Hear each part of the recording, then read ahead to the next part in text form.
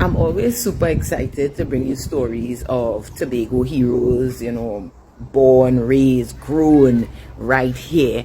And today is no different. Today is February 7th, and 97 years ago today, the Tobago's first black pharmacist actually won what I guess technically was our first national elections.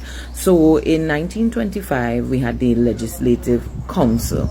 The Legislative Council really were almost like advisors to the governor of what was then British-ruled Trinidad and Tobago.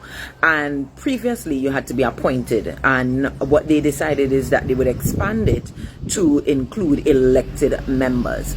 Now the number of members went from 21 to 25, and it now included 7 members, one of whom was to be elected from Tobago. And they held the election in 1925, and James Alpheus Alexander Biggart from Tobago won that election. Now, remember that in order to vote, it would be really strict. So you're talking, you had to own property, you had to be 21, you had to be male, and you had to be literate. And if the restrictions for the voting was strict, then for the candidate it was even stricter.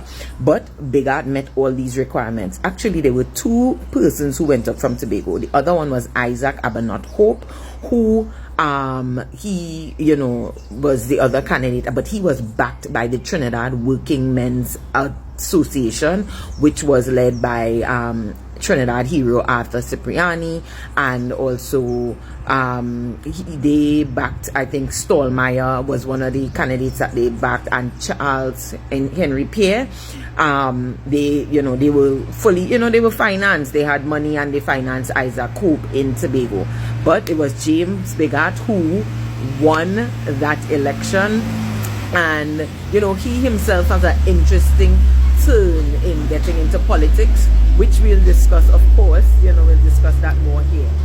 But at that election, 547 of the eligible 1,800 Tobagonians came out to vote. Now remember, Tobago was accustomed to having elections because we had the Tobago Assembly prior. Now this morning when I was on Leacock Show, he shared with me that how we call the Tobago House of Assembly the THA? Well, the Legislative Council was called LegCo back in the day. If you want more Tobago friendly content just like this, you know what to do.